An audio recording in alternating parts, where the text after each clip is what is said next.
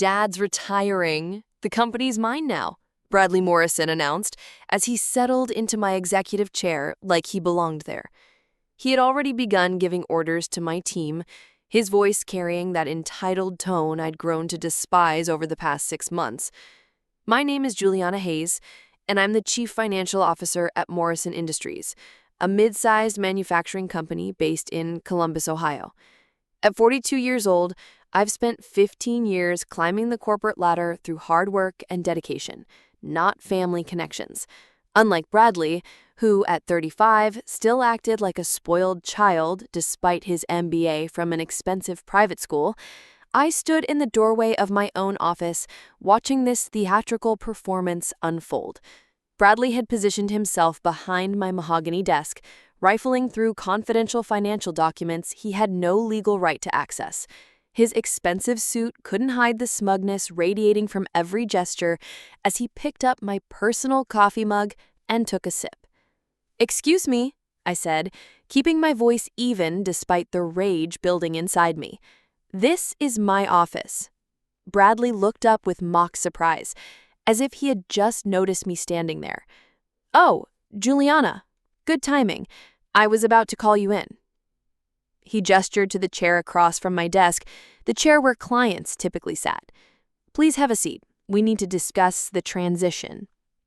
The audacity was staggering. I'd been expecting something like this ever since Mr. Morrison's health scare 3 months ago, but seeing it happen still felt surreal. Bradley had been circling the company like a vulture, making increasingly bold moves to position himself as the heir apparent, crashing board meetings uninvited, dropping casual comments about family legacy, introducing himself to new clients as the future CEO.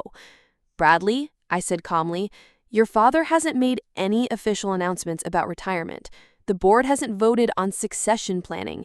You can't just—" "Can't I?" He leaned back in my chair, fingers steepled like some corporate mastermind from a bad movie. "Look around, Juliana. This is a family business. Has been for 30 years. When Dad steps down, it goes to family. That's how these things work." Through the glass walls behind him, I saw my financial team, their faces a mix of confusion and concern. Bradley had already started barking orders at them when I'd stepped out from my morning meeting with the auditors. Jennifer, my senior analyst, caught my eye and mouthed, "What do we do?" I gave her a subtle shake of my head, signaling her to stay calm. What Bradley didn't know was that I'd been quietly building a case against him for months. Those late nights he assumed I was spending on quarterly reports, I was documenting his financial irregularities instead.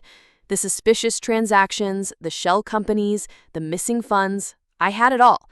And now, watching him claim ownership of a company he'd been systematically robbing, I knew the time had come to act. My journey at Morrison Industries began 15 years ago when I started as a junior accountant, fresh out of Ohio State. Mr. Morrison himself had hired me, impressed by my attention to detail and my passion for financial analysis. Back then, the company was smaller, more personal. Everyone knew everyone, and there was a real sense of family among the employees. Mr. Morrison treated me like a daughter, mentoring me through complex deals and trusting me with increasingly important responsibilities. When the previous CFO retired 5 years ago, he didn't hesitate to promote me over several external candidates with more experience. Juliana understands this company's heart. She'll protect what we've built here. I took that responsibility seriously. Morrison Industries manufactured specialized industrial equipment, and our reputation for quality and reliability had taken decades to build. Our clients trusted us with million-dollar projects, and I ensured every financial decision reflected our commitment to excellence. Bradley's relationship with the company had always been complicated. As the only son, everyone assumed he'd eventually take over, but Mr. Morrison had been reluctant to hand him real responsibility. Bradley would show up sporadically, fresh from another failed venture or extended European vacation, expecting a corner office and an executive salary. His father would assign him some project, usually isolated from core operations, to keep him occupied. The first red flags appeared about 8 months ago. I noticed unusual wire transfers, Modest amounts at first, maybe $10,000 or $15,000, going to vendors I didn't recognize. When I asked Bradley about them, since they were processed through his departmental budget, he waved me off with vague explanations about new supplier relationships and market research initiatives. But the amounts kept growing. 20,000 here, 30,000 there. The vendor names were generic. Midwest Business Solutions, Industrial Consulting Group. When I tried to verify these companies online, I found bare-bones websites with stock photos and minimal contact information. Classic shell companies. I started keeping detailed records, screenshots of wire transfers, copies of purchase orders, documentation of every suspicious transaction. I even hired a private investigator to trace some of the shell companies, and what I found made my blood run cold. They all traced back to Bradley through a web of limited liability companies and business partnerships. He was stealing from his own father's company. The monthly theft had escalated to over $200,000 by the time Mr. Morrison had his heart attack 3 months ago. While his father was in the hospital fighting for his life, Bradley was systematically draining the company's accounts. The man who claimed to love this business was destroying it from the inside. I'd been waiting for the right moment to expose him, gathering evidence and building an airtight case. I needed Bradley to make a move that would clearly demonstrate his intent to defraud the company on a larger scale. His announcement today, his assumption of control without proper authority, was exactly what I'd been waiting for. Now, watching him rifle through confidential documents while making plans to restructure his company, I felt a cold satisfaction. Bradley had just handed me everything I needed to destroy him completely. The crucial moment came when Bradley called an impromptu meeting with my entire financial team. I watched through the glass walls of my office as he gathered them around the conference table, his body language screaming authority he didn't legally possess. "Listen up, everyone," Bradley announced, standing at the head of the table like he'd been leading meetings there for years. "There are going to be some changes around here. Big changes." I moved closer to the door, straining to hear every word. This was it, the moment Bradley would overplay his hand completely. "First thing," he continued, pulling out a leather portfolio that looked more expensive than most people's monthly salary, "we're restructuring the entire finance department. Juliana's been too conservative with our investments, too cautious with our growth strategy. We're leaving money on the table." Jennifer, my senior analyst who'd been with the company for 7 years, raised her hand tentatively. "Bradley, shouldn't we wait for your father's official announcement? And shouldn't Juliana be part of this conversation?" Bradley's expression darkened. "My father is stepping down for health reasons. The transition is happening whether Juliana likes it or not. And frankly, her resistance to change has been holding this company back for too long." The lies flowed so smoothly, I almost admired his confidence. Almost. "Second," he continued, pulling out a leather portfolio that looked more expensive than most people's monthly salary, "we're implementing new vendor relationships immediately. I've identified several consulting firms that can help us modernize our operations. We'll be moving significant funds to accelerate these partnerships." I felt my heart rate spike. He wasn't just claiming control, he was planning to expand his theft operation under the guise of corporate restructuring. The monthly $200,000 wasn't enough for Bradley's lifestyle.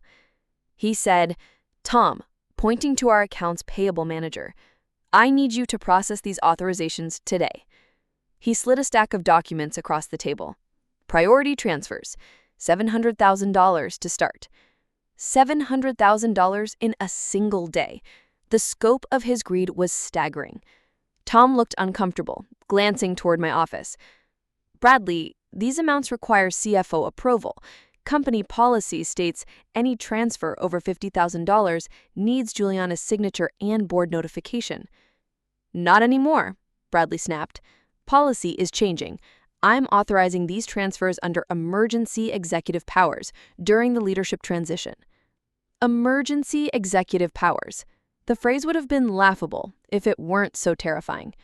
Bradley was inventing authority that didn't exist, betting that people's respect for the Morrison name would override their adherence to proper procedures.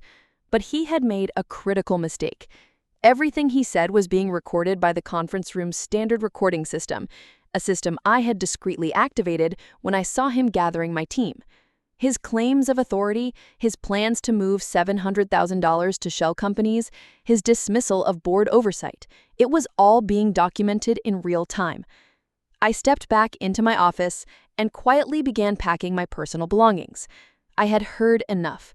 Bradley had just confessed to planning the largest single theft in company history, and he had done it in front of witnesses while being recorded. The trap he had been setting for himself over the past 8 months had finally snapped shut. I moved with deliberate calm, placing my personal items into a cardboard box, while Bradley continued his hostile takeover in the conference room. My framed photo with Mr. Morrison at last year's company picnic, my Ohio State coffee mug, the small cactus that had survived 5 years of office fluorescent lighting. Each item went into the box with careful precision. The symbolism was lost on me.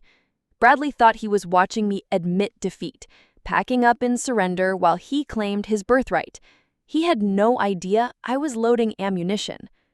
Through the glass wall, I could see him growing more animated, more confident with each passing minute. He had moved to the whiteboard now, sketching out organizational charts that put him at the top of every decision-making process. My team looked increasingly uncomfortable, trapped between loyalty to me and fear of antagonizing the boss's son. The beauty of family business, Bradley was saying, his voice carrying clearly through the thin walls, is that we can move fast. No endless committee meetings, no bureaucratic red tape. When I see an opportunity, we take it. That's how we are going to dominate this market. I pulled out my laptop and began the process I had been preparing for months. First, I accessed my secure drive where I had been storing evidence. Bank records showing the progression of fraudulent transfers from $15,000 8 months ago to $200,000 monthly now. Screenshots of shell company websites, corporate registration documents revealing Bradley as the beneficial owner of multiple fake vendors, email trails where he had authorized payments to companies that existed only on paper. But the crown jewel was the forensic analysis I had commissioned 3 weeks ago. I had hired Rebecca Cross, one of the most respected financial investigators in Ohio, to trace Bradley's money trail. Her report was devastating. A 40-page document that laid out the entire embezzlement scheme with mathematical precision. Bradley had stolen $2.4 million over 8 months. The methodology was actually quite sophisticated for someone I had always considered more spoiled than smart. He had created a network of 5 shell companies, each with professional-looking websites and registered business addresses that led to mail forwarding services. The companies had names that sounded legitimate: Industrial Solutions Group, Midwest Manufacturing Consultants, Professional Services Alliance. He had even filed proper tax documents for them, maintaining the illusion of legitimate business operations. The stolen money flowed through multiple bank accounts before ultimately landing in Bradley's personal accounts or being used to fund his lifestyle. The private investigator had documented expensive cars, luxury vacations, and a downtown penthouse apartment that Bradley's official salary couldn't possibly support. What made the scheme particularly damaging was its impact on Morrison Industries' financial health. The company had been struggling with cash flow issues for months, leading to delayed vendor payments and canceled expansion plans. Mr. Morrison had been worried about competitive pressures and market changes, never suspecting that his own son was bleeding the company dry. I drafted an email to the board of directors, attaching Rebecca's forensic report along with my own supplementary evidence.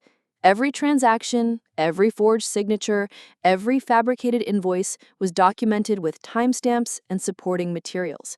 I had even included Bradley's recorded statements from today's meeting where he had explicitly planned to steal $700,000 more.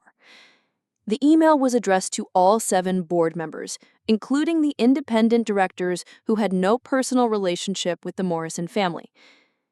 I knew they would have to act swiftly once they saw the evidence. The company's survival depended on immediate intervention. But I didn't send it yet. I wanted Bradley to feel completely secure in his victory before I destroyed him. Through the conference room wall, I could see him wrapping up his presentation. My team members were nodding politely, but their body language screamed discomfort. They had worked for me for years, trusted my leadership, and now they were being told to abandon established procedures by someone who had never demonstrated any real business competence.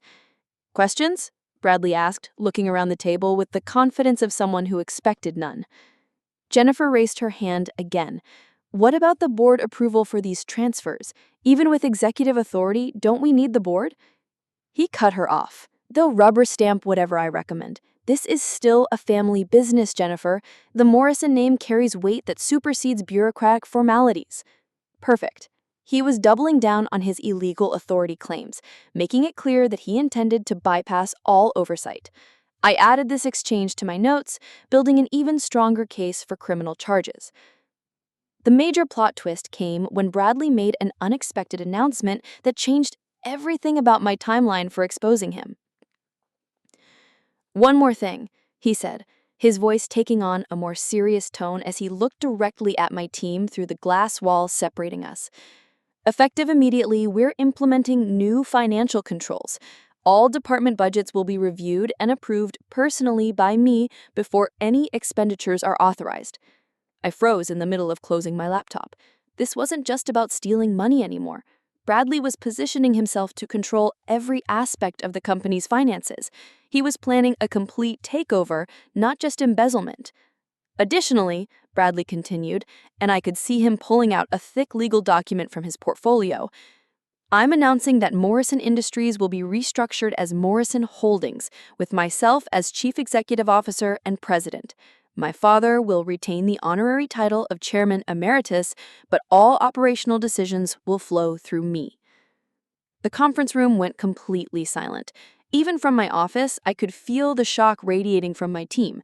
This wasn't a gradual transition or a planned succession. It was a corporate coup. But then Bradman said something that made my blood run cold. I've already filed the necessary paperwork with the state. The restructuring is legally binding as of this morning. All employee contracts now fall under the new corporate structure, which means anyone who doesn't support this transition is free to seek employment elsewhere. My mind raced. If Bradley had actually managed to file legal documents restructuring the company, he might have just pulled off the perfect crime. By changing the corporate structure, he could potentially legitimize his access to company funds and make it much harder to prove embezzlement. Theft from Morrison Industries could become authorized transfers within Morrison Holdings. I immediately opened a new browser window and searched the Ohio State Secretary of State database. It took several minutes to navigate the system, but when I found what I was looking for, I nearly laughed out loud with relief. Bradley had indeed filed paperwork to create Morrison Holdings LLC, but the filing was fundamentally flawed. He had listed himself as the sole managing member and had forged his father's signature on the Articles of Incorporation. Worse, he had used the wrong corporate registration number for Morrison Industries, making the entire restructuring legally invalid. The man was not just a thief, he was an incompetent thief. But this discovery presented me with an unexpected opportunity. Bradley's fraudulent corporate filing was actually a separate federal crime. Document forgery, mail fraud, and illegal corporate restructuring carried serious penalties, possibly even more serious than the embezzlement charges I had been building. I screenshotted the filing documents and added them to my evidence folder. Rebecca's forensic report had been comprehensive, but this new information elevated the case from financial fraud to organized criminal activity. Bradley wasn't just stealing money, he was attempting a hostile takeover of the entire company through fraudulent documents and manufactured authority. It was time to destroy him completely. The antagonist sets his plan in motion, but another unexpected complication arises. Bradley's desperation reached new heights when he realized he needed to move faster than planned. I was about to send my comprehensive email to the board when Bradley burst into my office without knocking, his face flushed with anger and something that looked like panic. "Why are you packing?" he demanded, his voice higher than usual. "And why haven't you instructed your team to begin processing the new vendor transfers?" I looked up from my laptop with deliberate calm, my finger hovering over the send button. "Because I don't work for you, Bradley, and neither does my team." His eyes narrowed as he took in the scene. My packed box, my closed laptop, my complete lack of deference to his assumed authority. For the first time since walking into my office, Bradley seemed to realize I wasn't playing along with his fantasy. "You're fired," he said, trying to regain control of the conversation. "Security will escort you out." I almost smiled at his amateur mistake. "On whose authority?" "You filed fraudulent documents, Bradley. Morrison Holdings doesn't legally exist, which means you have no authority to fire anyone." The color drained from his face so quickly, I thought he might faint. How did I know about your fake company filing?" I stood up, closing my laptop with a satisfying click. "Because I'm actually good at my job, unlike someone who's been stealing $2.4 million and thinks nobody would notice." His mouth opened and closed like a fish gasping for air. The exact number, $2.4 million, had clearly shocked him. He had probably assumed his thefts were too small and scattered for anyone to track comprehensively. "That's impossible," he said, whispering. "You can't know that." "Shell companies, Bradley. Industrial Solutions Group, Midwest Manufacturing Consultants, Professional Services Alliance." I recited the names of his fake companies like I was reading from a grocery list. 5 companies total, all registered to mail forwarding services, all receiving fraudulent payments authorized by you. His face went from pale to greenish. I could practically see his mind racing, trying to calculate how much evidence I might have and how much trouble he was in. "You're bluffing," he said, but his voice lacked conviction. "Even if you suspected something you couldn't prove." "Rebecca Cross, professional financial investigator. 40-page forensic report documenting every fraudulent transaction over the past 8 months. Bank records, corporate filings, money trails, forged signatures, everything." Bradley grabbed the back of my chair for support, his knees apparently no longer willing to hold his weight. The magnitude of his exposure was finally sinking in. "What do you want? Money? A promotion? I can make this worth your while." Now I did smile. "What I want, Bradley, is justice and accountability, and for you to face the consequences of stealing from a company your father spent 30 years building." "You don't understand," he said desperately. "If this comes out, it destroys everything. The company, the family reputation, all of it. My father's life's work." "No," I corrected him. "Your theft destroys everything. My job is to stop you before you steal even more." I picked up my laptop and moved toward the door. "The board will be receiving my complete report in about 30 seconds. I suggest you use that time to call a good criminal defense attorney, because you're going to need one." Bradley lunged forward, trying to grab my laptop, but I was already out the door. Behind me, I could hear him shouting something about company loyalty and family betrayal, but the words sounded distant and pathetic. As I walked past the conference room, I saw my team still sitting around the table, looking confused and worried. I gave Jennifer a small nod and hit send on my email to the board. The trap had been sprung. Now came the reckoning. I walked calmly to the elevator, my laptop bag slung over my shoulder and my cardboard box balanced in my arms.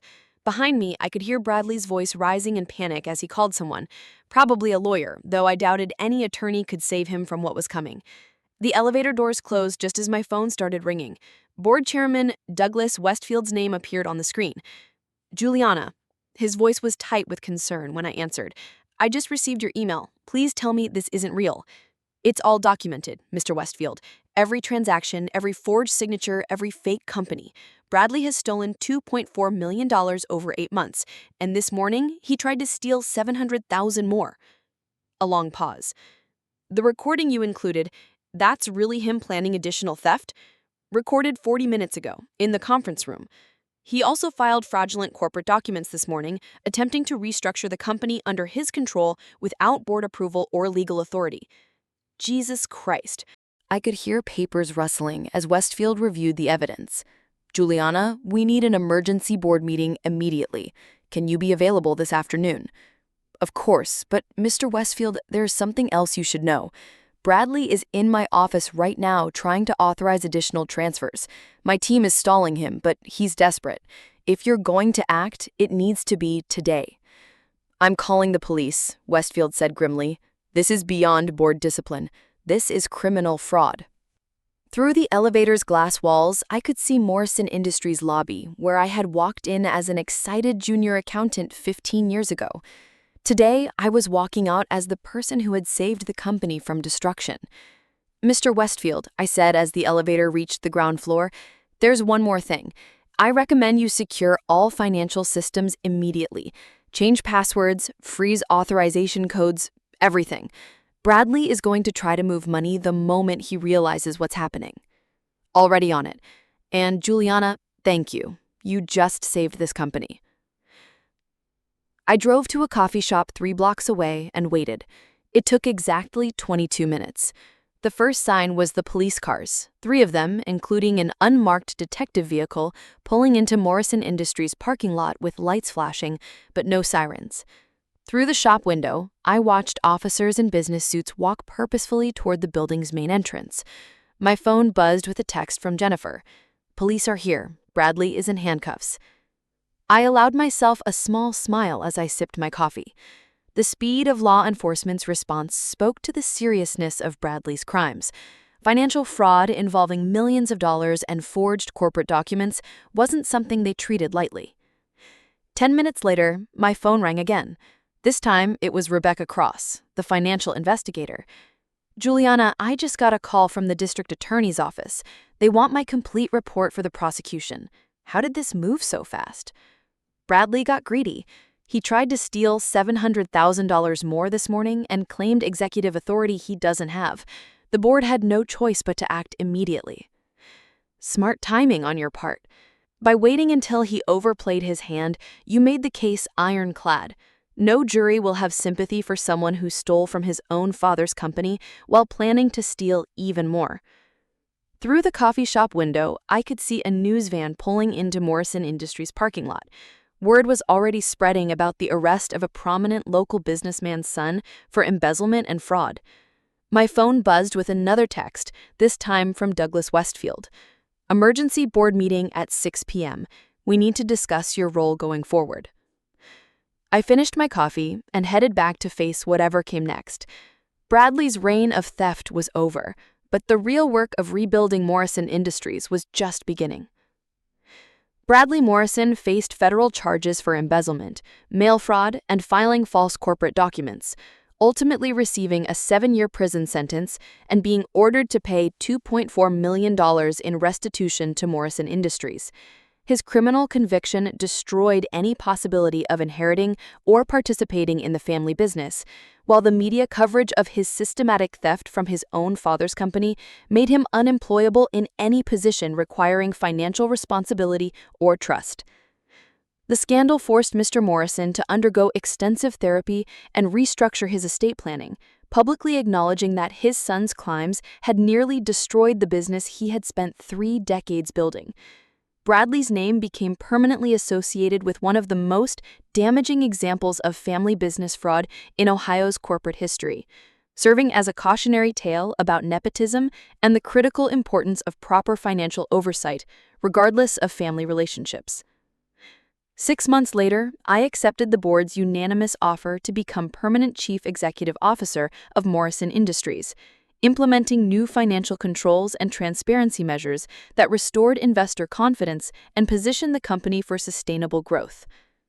As I sat in the same office where Bradley had once tried to claim ownership through theft and deception, I reflected on how patience and meticulous documentation had not only protected the company, but elevated my career beyond anything I had previously imagined possible. Sometimes the most satisfying justice comes from allowing criminals to expose themselves completely while you quietly build the unshakable case that will bring them down, proving that integrity and competence will always triumph over entitlement and greed.